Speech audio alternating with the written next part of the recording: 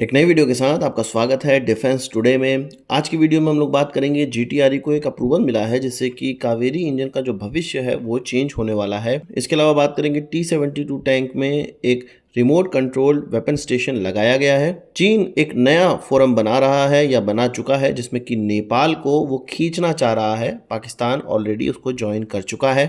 इसके अलावा बात करेंगे रशिया की तरफ से भारत को Su-57 का ऐसा कॉन्फ़िगरेशन दिया जा रहा है या प्रस्तुत किया गया है, ऑफर किया गया है जो कि भारत के सुपर 30 जो कि सुपर सुखोई के नाम से भी जाना जाता है उसके कॉन्फ़िगरेशन से मैच करेगा। अब इन सभी खबरों को हम लोग विस्तार में समझ लेते हैं और भारत के नज़रिए से अन्य खबरों को भी समझते हैं। सबसे पहले बात करेंगे जीटीआरई की तरफ से एक अप्रूवल ले लिया गया है, प्राप्त कर लिया गया है जिसमें कि ड्राई कावेरी इंजन में एक नया आफ्टर बर्नर लगाया जाना है और इस आफ्टर बर्नर को लगाने के बाद इसको हमारा एक एक्सपेरिमेंट करने वाला तेजस था जो कि एक पुराना लिमिटेड सीरीज प्रोडक्शन वाला वेरिएंट है, उस LCA या तेजस एयरक्राफ्ट में इस ड्राई कावेरी को लगाया जाएगा और साथ ही साथ एक नया आफ्टर बर्नर लगाया जाएगा। हमें जानते हैं कि ड्राई कावेरी को जब टेस्ट किया गया तो ये माना जा रहा था कि 46 किलो न्यूटन का अगर ये थ्रस्ट दे देता है तो ये हमारे काम आ जाएगा और इसको हम लोग Ghatak stealth unmanned combat aerial vehicle में इस्तेमाल कर पाएंगे, जो कि हमारा एक अलग प्रोजेक्ट है। पर इसका जो परफॉर्मेंस था वो काफ़ी अच्छा निकल कर आया। 49 से लेके 50 किलो न्यूटन का इसने थ्रस्ट डेवलप किया। अब ये माना जा रहा है कि इसमें एक नया अगर आफ्टर बर्नर लगाया जाए जो कि अभी डिज़ाइन हो रहा है, उसके लिए कई कंपोनेंट ऑर्डर किए गए हैं, कई उन्नत कंपोनेंट ऑर्डर किए गए हैं। तो जो इसका थ्रस्ट है जो कि अभी 73 से लेके 75 किलो न्यूटन का है वो 80 किलो न्यूटन का हो जाएगा और जैसे ही ये 80 किलो न्यूटन का होगा भारत के तेजस में इसको आसानी से लगाया जा सकेगा। तेजस प्रोग्राम के लिए एक वरदान की तरह ये साबित होगा। पर ये अभी हाल फिलहाल में नहीं होने वाला है। 2025 चल रहा है, 1-2 साल इसके कंपोनेंट लगाने में, इसके इंटीग्रेशन में लग जाएंगे। साथ ही साथ फिर इस इंजन को जो हमारा तेजस है, जो पुराना तेजस है, एक्सपेरिमेंट करने वाला तेजस है, उसमें इंजन को डाला जाएगा और इसके बाद इसको रशिया भेजा जाएगा, टेस्ट किया जाएगा और ये माना जा रहा है कि 2028 में ये टेस्ट कंडक्ट हो सकता है रशिया के अंदर। कुल मिला के बात ये है कि अभी जो न्यूज़ है वो ये है कि अब एक नए सिरे से तेजस के इंजन पर काम किया जा रहा है, उसके आफ्टर बर्नर पर काम किया जा रहा है और उसके टेस्ट के लिए, उस पर काम करने के लिए जीटीआरई को अप्रूवल मिल चुका है। आपको इस खबर को सुन के कैसा लगा कमेंट बॉक्स में बताइएगा। बात कर लेते हैं एक ऐसे स्ट्रेटेजिक पार्टनरशिप की जो कि हिंदुस्तान शिपयार्ड लिमिटेड और मझगांव डॉक लिमिटेड के बीच में हुआ है। आप जानते हैं कि प्रोजेक्ट 75I के तहत Mazagon dock ship builders limited को एक कॉन्ट्रैक्ट अभी मिलना तो तय नहीं हुआ है पर L1 वो आया और एक मात्र कॉम्पिटिटर निकलकर सामने आया है जो कि जर्मनी की कंपनी थाइसन ग्रुप के साथ मिलके प्रोजेक्ट 75I पे काम करेगा और 6 कन्वेंशनल सबमरीन भारत नेवी को डिलीवर करेगा। तो MDL ने हिंदुस्तान शिपयार्ड लिमिटेड के साथ कोलैबोरेशन कर लिया है और ये कोलैबोरेशन इसलिए माना जा रहा है कि प्रोजेक्ट 75 का जो कॉन्ट्रैक्ट मिलेगा उसमें तेज़ी करने के लिए कि तेज़ी से 6 सबमरीन बनाए जा सकें, हिंदुस्तान शिपयार्ड लिमिटेड को हल बनाने का काम दिया जा सकता है MDL के द्वारा, जिससे कि भारत ये चाह रहा है कि दोनों ही जो शिपयार्ड्स हैं उनके पास जो एसेट्स हैं उनका अच्छे से इस्तेमाल किया जा सके। साथ ही साथ हिंदुस्तान शिपयार्ड लिमिटेड को भी अच्छे सबमरीन बनाने का जो एक इंफ्रास्ट्रक्चर है वो डेवलप करने का मौका मिल पाए, जो कि इस प्रोजेक्ट के तहत हो सकता है। ये जो कोलैबोरेशन है ये केवल प्रोजेक्ट 75I तक सीमित नहीं रहने वाला है, प्रोजेक्ट 76 के लिए भी ये काम करेगा जिसमें कि इंडिजिनस तौर पर डिज़ाइन किए हुए उन्नत सबमरीन और कन्वेंशनल सबमरीन को भारत की टेक्नोलॉजी से बनाए जाने का जो प्रोजेक्ट है वो आगे परफॉर्म किया जाएगा। उसमें भी हिंदुस्तान शिपयार्ड लिमिटेड की महत्वपूर्ण भूमिका बनाने के लिए ये कोलैबोरेशन भी देखा जा रहा है। कुल मिला के ये है कि जैसे स्कॉर्पियन क्लास सबमरीन से MDL को काम अच्छा मिला,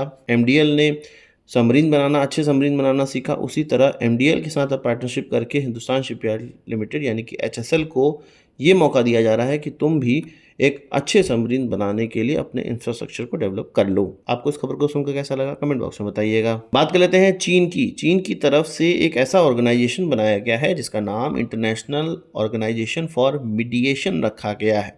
आप नाम से ही समझ रहे होंगे कि मीडिएशन करने के लिए ये ऑर्गेनाइजेशन बनाया गया है। इसका औचित्य ये है कि चीन ये चाहता है कि साउथ एशिया में अगर कोई विवाद हो रहा है, आपस में कोई देश लड़ रहे हैं या मतभेद हो रहा है, तो उनके रिलेशन को सुधारने के लिए ये ऑर्गेनाइजेशन काम करेगा या उस विवाद को सुलझाने के लिए ये ऑर्गेनाइजेशन काम करेगा। चीन के द्वारा इसकी घोषणा हांगकांग के अंदर की गई, जो कि इस ऑर्गेनाइजेशन का हेडक्वार्टर होने वाला है, और 33 देशों ने इस पर साइन भी कर दिया है। पाकिस्तान ने भी इस पर साइन कर दिया है। इसका मतलब ये है कि चीन अपने आप को ग्लोबल साउथ का एक हेड दिखाने का प्रयास कर रहा है। उसने नेपाली काउंटर पार्ट से भी, उनके फॉरेन मिनिस्टर ने अपने नेपाली काउंटर पार्ट से भी कहा कि भैया इस पर सोचो और साइन करो। नेपाल के फॉरेन मिनिस्टर की तरफ से अभी इसके लिए इनकार किया गया है और उन्होंने कहा है कि अभी हम सोचेंगे, अभी इसमें हमें हस्ताक्षर नहीं किया है। कई चीज़ों पर बात हुई नेपाल और चीन के बीच में, बायलैटरल टाइज के बीच में, पर इस पर हस्ताक्षर अभी नहीं किए गए हैं। नेपाल को चीन दबा रहा है कि भैया साइन करो और साइन करो, और मुझे लगता है कि आने वाले समय में नेपाल साइन कर भी देगा। आपको क्या लगता है कमेंट बॉक्स में बताइएगा।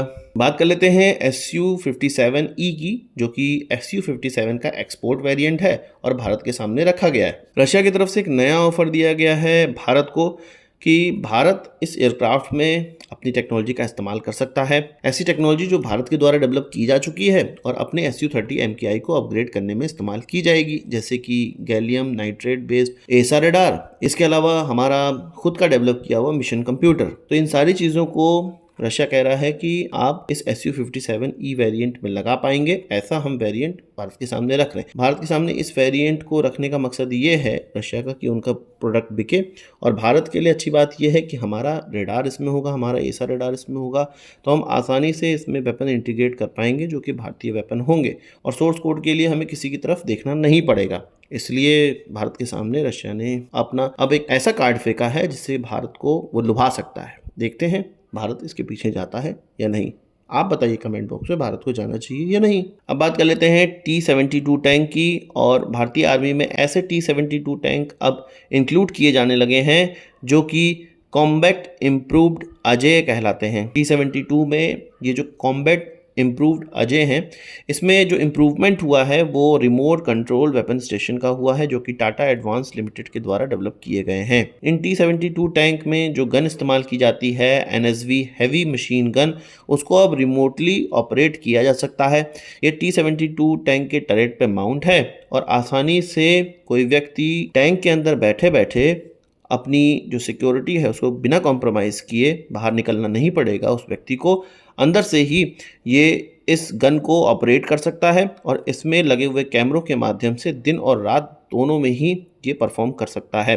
डे के लिए डे कैमरा लगा हुआ है, रात के लिए थर्मल इमेजरी वाले कैमरे लगे हुए हैं। साथ ही साथ लेज़र रेंज फायर भी लगा हुआ है, जो कि एक्यूरेट डिस्टेंस मेजर करने के लिए और एक्यूरेटली निशाना लगाने के लिए बहुत ज़रूरी है। रात में इसके बहुत रिक्वायरमेंट होती है। तो इस तरह के जो T-72 टैंक है, इम्प्रूव T-72 टैंक है, उनको अब भारतीय आर्मी में इंटीग्रेट करना स्टार्ट कर दिया गया है। भारतीय आर्मी के लिए एक अच्छी खबर इसको माना जा सकता है। तो आज की इस वीडियो के लिए बस इतना ही। आशा करता हूँ कि वीडियो पसंद आया होगा। आपको एक बड़ा आंसर जरूर देंगे। इस वीडियो संबंधी सवाल सुझाव हो कमेंट बॉक्स में जरूर लाइएगा, और यदि आपने हमारा चैनल सब्सक्राइब नहीं किया उसे भी कर लीजिए, क्योंकि हम इस प्रकार की वीडियो लाते रहते हैं। नमस्कार, थैंक यू, जय हिंद।